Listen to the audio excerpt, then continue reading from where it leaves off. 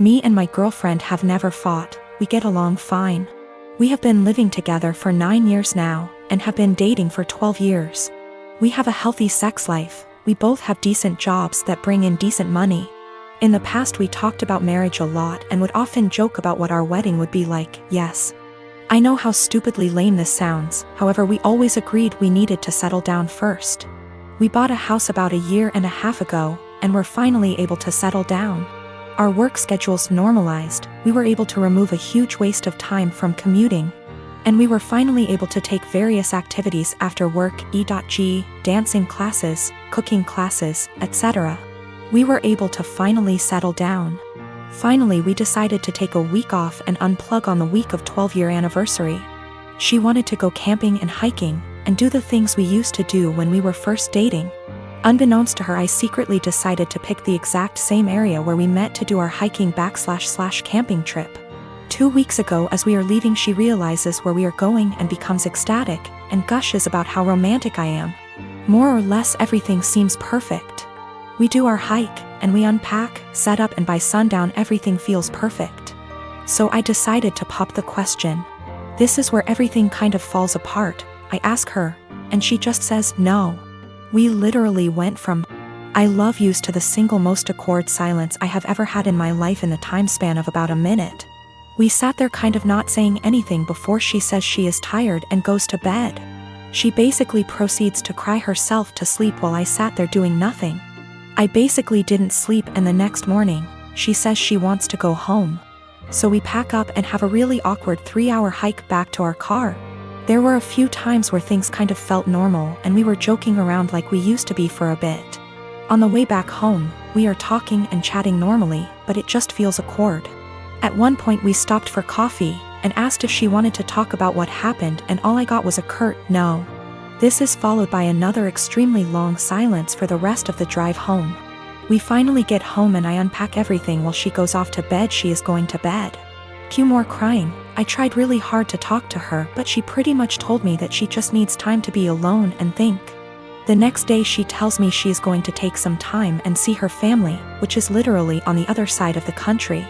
It has been about 2 weeks since I dropped her off at the airport. She sent me a few messages to tell me she is fine, and that she needs some more time to think. Her best friend has been asking me every other day about what is going on with her, since she hasn't really been responding at all. I know she is okay, though, due to her posting some pictures of her and her family on Instagram.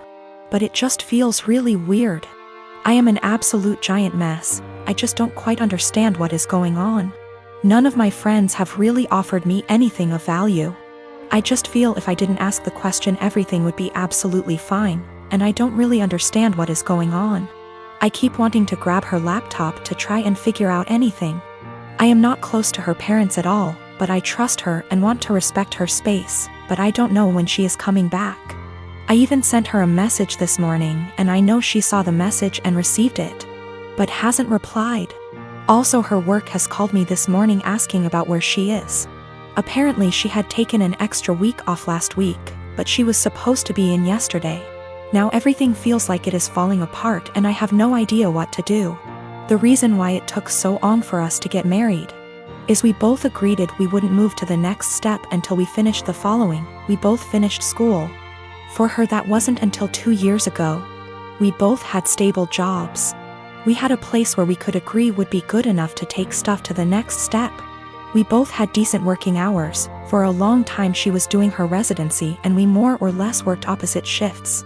We did talk about marriage and kids, and both agreed it would be part of the next step after we got settled. My mom left my dad when I was 17, I'm 29 now, and had a new boyfriend literally straight away. We all suspected that she was cheating with this dude beforehand, but there was never any proof, and she even to this day refuses to admit it. She had 2 more kids with this guy. When my mom and dad broke up, I moved out to live with my dad, who had moved back in with his parents. The major reason for this was because she told me to leave as I kept fighting with her new dude. I really did not want to deal with a new guy in my mom's life, and I was really upset that she didn't give a shit about how much pain my dad was in. When she told me to leave, something in me changed and I am still unable to forgive her. That solidified BC. My 14-year-old sister stayed with my mom for a year and then begged to come and live with my dad, because she hated it so much at my mom's place. And my sister and mom were close, so for my sister to feel that way, it must have been bad. Since I was 18, my grandparents kept pushing me to start a business. BC. I liked to tinker and had built a few specialized tools for a niche construction industry that my dad was in, and they saw potential in me. They gave me a lot of money as an investment. Actually, their mortgaged their house, that's much they believed in me, and basically, I majorly lucked out and managed to land some national contracts at 24 that turned into more than a few millions of dollars over a few months when the business boomed. The profit trajectory has risen since then, and basically, I'm living a life I never thought would be for a schmuck like me. I moved my dad, sister, and grandparents out to the East Coast a couple years back, and we've started a new life. I am surrounded by people who see and saw the best in me, and I'm grateful so much. BC. I was seriously messed up after my mom blew our family apart. For the last couple years or so, my mom has been on my case to reunite with her. She is getting increasingly more insistent that I go visit her and her boyfriend and kids, and keeps trying to guilt trip me, because my sister has a much more privileged life now and my younger two half-siblings don't. She keeps telling me that even if I don't forgive her, I should look out for the kids as they're innocent in all this. She made her bed and she can lay in it, but the guilt eats me alive sometimes. I just can't forgive her though. This happened during this weekend, me being in my early 30s and my GF in her late 20s. I was invited to a wedding ceremony of a colleague and could bring someone with me. I asked my girlfriend that I've been dating for a year if she would like to join me, and she was really happy because she apparently loves weddings. Since we don't live together, I drove to pick her up so we'd have some time to spare before the ceremony. As she comes out, she looks really beautiful and has obviously put in time to fix her hair and makeup. She's also wearing an off-white dress that was rather ornate. As she got in, I told her that she looked stunning, but I asked if she could change to a different colored dress for the ceremony. I'm not one for etiquette by far, but one of the few things I have heard everywhere is that you should not wear a white dress to a wedding unless you're the bride. She became pretty upset and wanted to know what was wrong with her dress. I said that it would be inappropriate to wear a white or off-white dress unless you're the bride, and that it's like wedding law or something. Trying to be light-hearted about it. She rolled her eyes and said that it was an outdated tradition about women and virginity, and that when her friends got married everyone wore white, and that it's not a big thing anymore. I told her that I don't know what the dress code is for this ceremony, but since it's not saying all white clothes, I still thought she should change to another color, but white or almost white, because my colleague was getting married and we had no idea how she felt about it. My GF became really upset and told me that I was trying to control what she was wearing and that it was abusive, which honestly made me really upset and hurt. I said something along the lines of, well, you shouldn't go to a wedding with an abuser then, and then I told her to off out of my car. She began to cry and wanted to apologize and give me a hug, but I just told her to get out, which she did. To clarify, we never left the driveway by her home. I did not drop her off in the middle of nowhere or anything like that. I drove off and she called and texted me a bunch. I answered, I don't want to talk right now, and then turned my phone off and attended the ceremony. The bride was the only one that was wearing white, so I feel as if my gut feeling was the right one.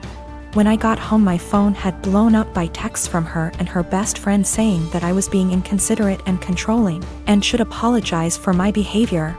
I've vented to a few friends, most of them agreeing with me, but some have said that it was an asshole thing to tell her that she could not wear her dress, because it had nothing to do with me. I feel as if I was in the right since it was my colleague's wedding and it was better to be safe than sorry.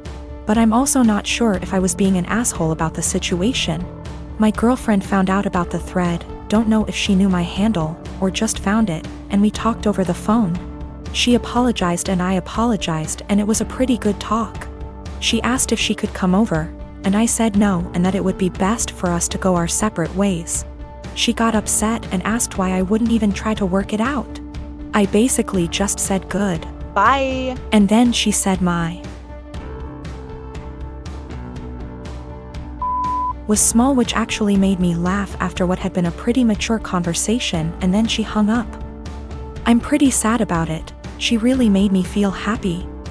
I was hurt, But if she did think I was being abusive, it would be the right thing to do. And if she did not think I was being abusive and said it anyways, I would not want to be with her. So anyways, I think things worked out for the best for us both. I'm a 19-year-old F with 6 older siblings.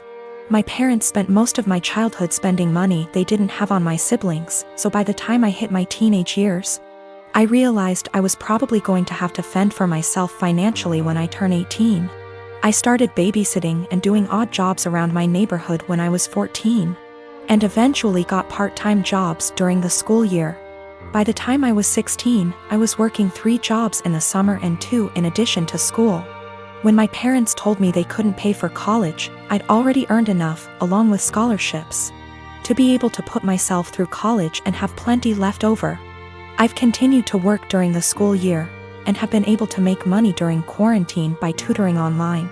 The issue began a few months ago, when my eldest sister got married. My parents spent $30 grand on her wedding, taking out a second mortgage to do so.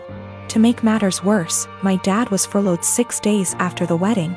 They'd effectively dug themselves into a hole they couldn't get out of.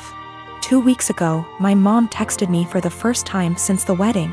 She didn't say hi, ask how I was, or make any small talk. She just said, "Your dad and I need a favor. When can we call you?" I'd expected this. None of my elder siblings are doing well financially, and they've exhausted all other loan options, both from family and the bank.